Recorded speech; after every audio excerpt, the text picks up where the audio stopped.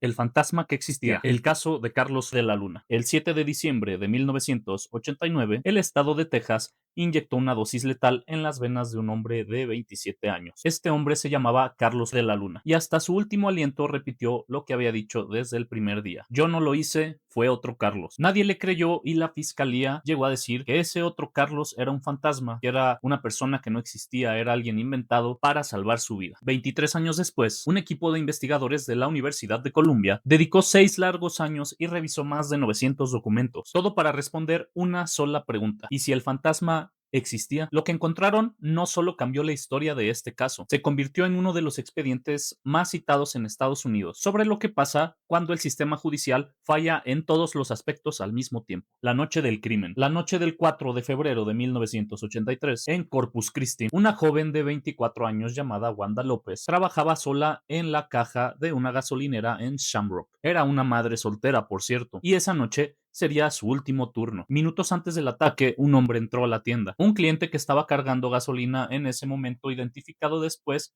como Kevin Baker, notó algo extraño. El hombre llevaba un cuchillo. Le advirtió a otro cliente, un tal Aguirre, que le dijera a la cajera que llamara a la policía. Wanda, de hecho, alcanzó a marcar al 911. La grabación de esa llamada todavía existe. Se escucha a Wanda tratando de negociar con su atacante, ofreciéndole el dinero de la caja, pidiéndole que no le hiciera daño. Segundos después, se escucha un grito y la comunicación se corta. Cuando la policía llegó, Wanda ya no contaba con signos vitales. Esto a causa de heridas producidas por un objeto punzocortante, vamos a decirle así, para evitar el baneo. Kevin Baker, el testigo que estaba cargando gasolina, alcanzó a ver a alguien huir. Dio la descripción a la policía y empezaría una persecución que duró más o menos 40 minutos. Todo esto por las calles de Corpus Christi. De noche y con la información contradictoria sobre la ropa y la dirección del sospechoso. Finalmente los oficiales encontraron a un hombre escondido debajo de una camioneta tipo pick-up. Esto a varias cuadras de la escena. Su nombre, Carlos de la Luna, de 20 años, quien tenía antecedentes penales menores y fue arrestado en el lugar. Esa misma noche, sin una rueda de reconocimiento formal, sin fotografías comparativas, sin nada, el testigo Kevin Baker fue llevado frente a de la Luna. Ya esposado y bajo custodia policial, fue señalado como el atacante por Kevin. Una identificación, ninguna prueba forense. Aquí es donde el caso comienza a mostrar sus grietas. No había huellas dactilares, no había sangre en su ropa que lo vinculara directamente con el ataque. No había ADN, porque en el 83 esa tecnología ni siquiera se usaba todavía en tribunales. La condena descansó casi por completo solamente en un elemento: la identificación de Kevin, hecha de noche, bajo estrés, entre dos personas de diferente origen étnico, lo que por cierto los estudios de percepción llaman como una identificación cruzada racial, uno de los factores que más se repite en condenas erróneas, documentadas por el Innocence Project. De la Luna desde el primer interrogatorio dio una explicación. Él sí había estado cerca de la gasolinera esa noche,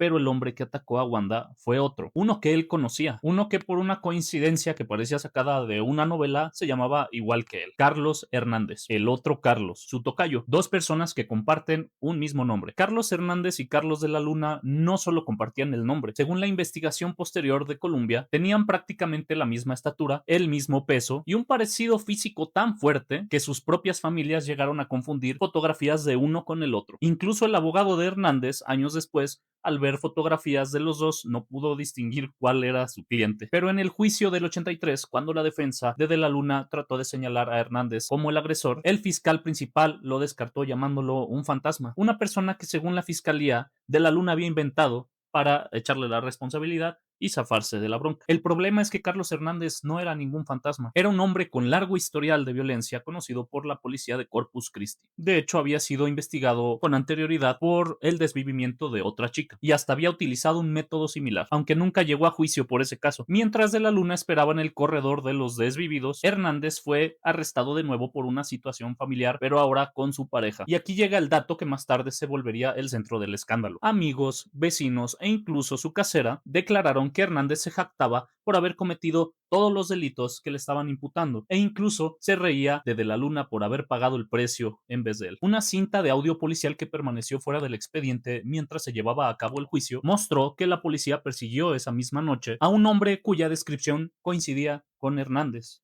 no con de la Luna, pero nada de esto llegó al jurado que condenó a de la Luna. El juicio y la sentencia. El juicio de Carlos de la Luna fue rapidísimo. Su defensa fue calificada años después por los propios investigadores de Columbia como una de las defensas más negligentes y débiles jamás vistas, en un caso de pena de desvivimiento, sin investigador propio, sin peritos forenses independientes, sin un esfuerzo serio por rastrear a Carlos Hernández. El jurado lo declaró culpable y fue sentenciado a ser desvivido. Sus apelaciones, que en otros casos de pena capital pueden extenderse durante décadas, se resolvieron en apenas 6 años. Parte de la evidencia física del caso, incluida la de la propia fiscalía, desapareció y nunca volvió a encontrarse. Qué raro. Y finalmente, el 7 de diciembre del 89, Carlos fue desvivido. La investigación que llegó demasiado tarde. En el 2004, más de una década tarde, el profesor de Derecho James Lipman decidió investigar el caso junto con su equipo de 12 estudiantes. La pregunta inicial de un alumno, ¿y si de verdad fuera otro Carlos?, desató 6 años de investigaciones. Entrevistaron más de 100 personas, revisaron más de 900 documentos y encontraron fotos de la escena del crimen que, mediante mejora digital,